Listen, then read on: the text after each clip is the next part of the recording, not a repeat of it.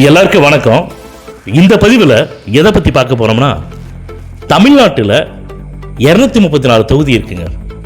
இந்த 234 தொகுதிக்கும் 234 சட்டமன்ற உறுப்பினர்கள் இருக்காங்க. அதாவதுங்க மக்களே, நான் என்ன கேட்குறேன்னா, ஓட்டு கேட்டு வரும்போது மட்டும் அம்மா தாயே சாமி எங்களுக்கு ஓட்டு போட்டுருங்க, அப்புறமா இந்த ஊருக்கு என்னென்ன தேவை, ஒரு சட்டமன்ற உறுப்பினர் வர்றாருன்னா ஒரு தொகுதிக்கு என்னென்ன தேவை, கல்வி வேணுமா, பள்ளிக்கூடம் அங்கே இல்லையா, மருத்துவம் வேணுமா, ஹாஸ்பிட்டல் இல்லையா, அங்கே என்ன இல்லை, நாங்கள் கட்டித்தரோம் அப்படி சொல்லி தான் வராங்க. அப்போ மக்களுடைய தேவைகளை கேட்டறிந்து நாங்கள் இது எல்லாம் செஞ்சு கொடுக்குறோம், எங்களை நீங்கள் ஜெயிக்க வச்சிங்கன்னா உங்களுக்கு நீங்கள் என்னென்ன கேட்டீங்களோ எல்லாத்தையும் நாங்கள் தர்றோம், நாங்கள் சிறப்பாக செய்யறோம்னு சொல்லி தானே ஓட்டு கேட்டு வராங்க.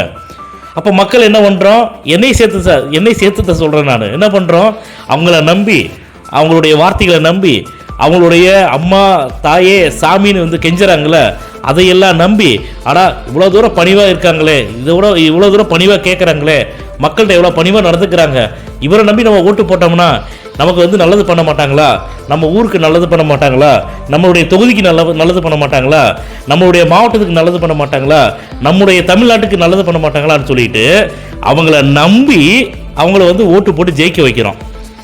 ஜெயிக்க வைக்கிற வரைக்கும் தாங்க அவங்க நம்மளை எல்லாமே அம்மா சாமி கும்பிடு போடுறது எல்லாமே. ஜெயிச்சதுக்கு அப்புறமா நீங்கள் சொல்லுங்கள் மக்களே, ஒரு சாதாரண ஆள் ஒரு எம்எல்ஏவை போய் சந்திக்க முடியுமா, ஒரு சாதாரண ஆள் ஒரு எம்பியை போய் பார்க்க முடியுமா, ஒரு அமைச்சரை போய் பார்க்க முடியுமா?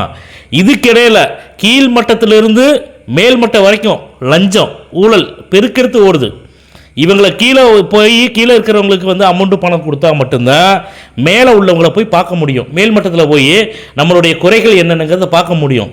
சும்மா பேருக்கு ஒரு 4 பேருக்கு நல்லது செய்கிறேன்னு செஞ்சு ஓட்டு நாங்கள் எல்லாத்துக்கும் நல்லது பண்ணிட்டோம், எல்லா மக்களுக்கும் நல்லது பண்ணிட்டோன்னு சொல்கிறது உண்மையிலே நீங்கள் சொல்லுங்கள், இது வேடிக்கையாக இருக்குதா இல்லையா மக்களே? இப்போ நான் சொல்லக்கூடிய கருத்தில் கூட இந்த பதிவு நான் போடுறேன், இதில் ஏதாவது தப்பு இருக்குன்னு சொல்லுங்கள். நான் விஜய்க்கு ஆதரித்து பேசலை, நான் வேறு கட்சிகளுக்கும் எதிர்ப்பாக பேசலை. நான் என்ன கேட்குறேன்னா, விஜய் அவர்கள் ஏன் அரசியலுக்கு வந்தாருன்னு கேள்வி கேட்கக்கூடிய சில ஜென்மங்களுக்கு நான் கேட்குறேன்.